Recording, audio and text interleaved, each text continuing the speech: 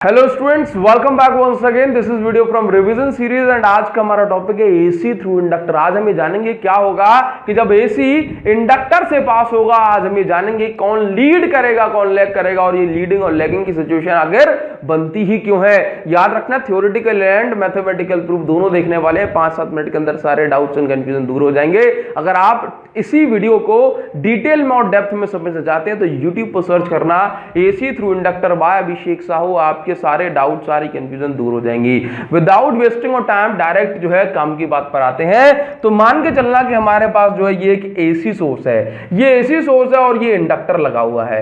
Let's say first half cycle में, आप समझते हो फर्स्ट हाफ साइकिल में ये पॉजिटिव और ये नेगेटिव हो गया, तो फर्स्ट हाफ साइकिल में करंट की डायरेक्शन ये हो गई। जरा ध्यान देना कि भाई जब इंडक्टर से, याद रखो कि जब इंडक्टर से जो है एसी जब फ्लो होगा तो भाई क्या होता है, इस इंडक्टर के अंदर due to self induction opposite direction में एक करंट क्रिएट हो जाता है। याद रखो कि जब इंडक्टर से एसी जब पास होगा तो ड्यू टू सेल्फ इंडक्शन खुद ब खुद इसमें जो है एक करंट फ्लो हो जाता है, करंट क्रिएट हो जाता है, जो कि मेन करंट के ऑपोजिट डायरेक्शन में होता है। जब मेन करंट के ऑपोजिट डायरेक्शन में एक करंट प्रोड्यूस होता है तो भाई दैट मींस ये करंट को अपोज कर रहा होता है, करंट को अपोज कर रहा होता है। तो दैट मींस हम कहते हैं करंट पीछे रह जाता है और वोल्टेज आगे निकल जाता है।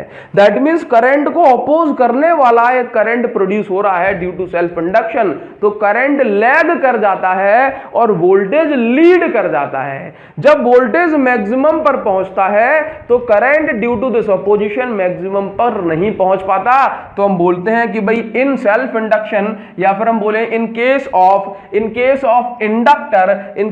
इंडक्टर करंट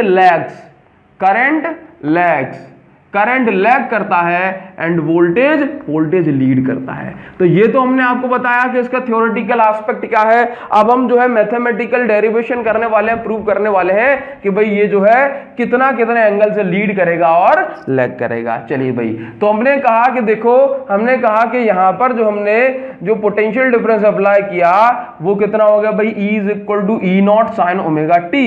अब हम मैथमेटिकल एक्सप्रेशन में ये देखने वाले हैं जिसको हम डेरिवेशन कर रहे हैं कि कैसे हमें पता पड़ेगा कि हमारा जो वोल्टेज और करंट लीड कर रहा है या लैग। तो देखो, हमने कहा कि ये हमारा वोल्टेज है, E is equal to E not sine omega t. ये ओमेगा टी क्या है? ओमेगा टी इस वोल्टेज की सिचुएशन है, ओमेगा टी इस वोल्टेज का फेस है, ओमेगा टी इस वोल्टेज का फेस है।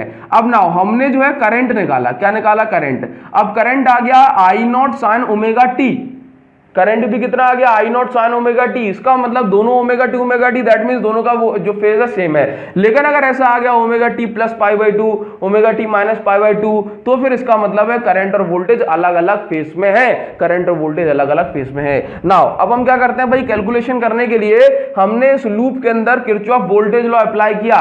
किरचॉफ वोल्टेज लॉ कहता है sum of all potential differences in a loop is zero, sum of all potential difference in a loop is zero. तो देखो इसका potential difference let's say E, ठीक है। अब देखो इंडक्टर के अक्रॉस क्या होता है भाई, आपने पढ़ा होगा L di अपॉन dt, ठीक है, इज इक्वल टू जीरो। ध्यान से देखो, E minus L di over dt is equal to zero.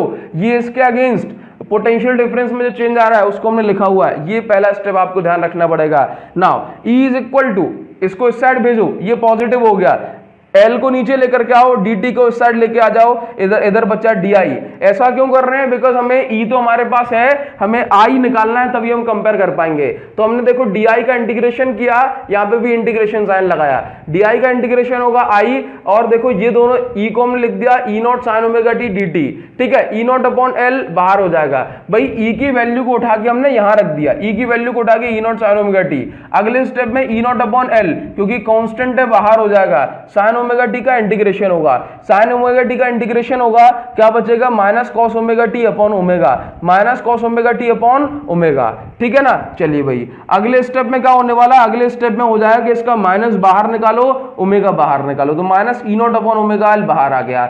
ये बचा आपके पास कॉस ओमेगा टी, लेकिन हमें कंपेयर करना है साइन के साथ, हमें कंपेयर करना है साइन के साथ, तो हमें इस कॉस ओमेगा टी को साइन के फॉर्म में कन्वर्ट करना पड़ेगा। तो हम जानते हैं कि कॉस ओमेगा टी को, कॉस थीटा को हम साइन 90 माइनस थीटा भी लिख सकते हैं, साइन 90 माइनस थीटा भी लिख सकते हैं। तो देखो हमने क्या किया, I minus E not upon omega L, जैसा कैसा कॉस ओमेगा टी को sine 90 minus theta, 90 minus theta. इसके बाद देखो इस माइनस साइन का इंटू अंदर कर दिया, तो पाई बाय 2 प्लस का था माइनस का होगा, ओमेगा टी माइनस का था प्लस का हो गया। बस आई इज इक्वल टू, इस पूरे टर्म को हमने लिख दिया, इस पूरे टर्म को हमने लिख दिया आई नॉट। तो ये क्या बच गया, sine omega t minus pi by 2, omega t minus pi by 2। अब कंपेयर कर लो, ये देखो E is equal to E not sine omega t, only omega t दिया है, और यहां पर लिखा omega t minus pi by 2, minus pi by 2, minus pi by 2, that means current जो है, करंट देखो पीछे रह गया pi by 2, minus pi by 2, that means current lag कर रहा है एंड वोल्टेज आपका लीड कर रहा है, ठीक है ना।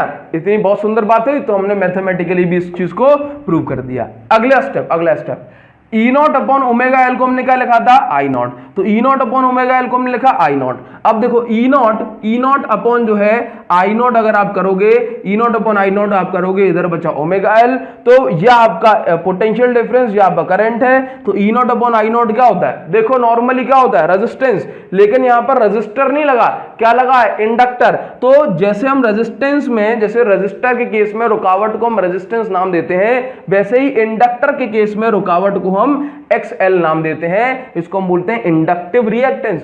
कैपेसिटर के केस में रुकावट को हम जो है रेजिस्टेंस नहीं कहते, वहां जो है इंडक्टिव कैपेसिटेंस कहते हैं। तो इंडक्टिव रिएक्टेंस का मतलब क्या, कि जब हमारे सर्किट में रेजिस्टर ना लगा हो लेकिन रुकावट को अगर आपको बताना है तो क्या बोलोगे, inductive reactance in case of आपका जो है इंडक्टर, ठीक है। तो XL इज इक्वल टू कितना आ गया, omega L, XL is equal to कितना आ गया, ओमेगा एल। XL क्या है, इंडक्टिव रिएक्टेंस।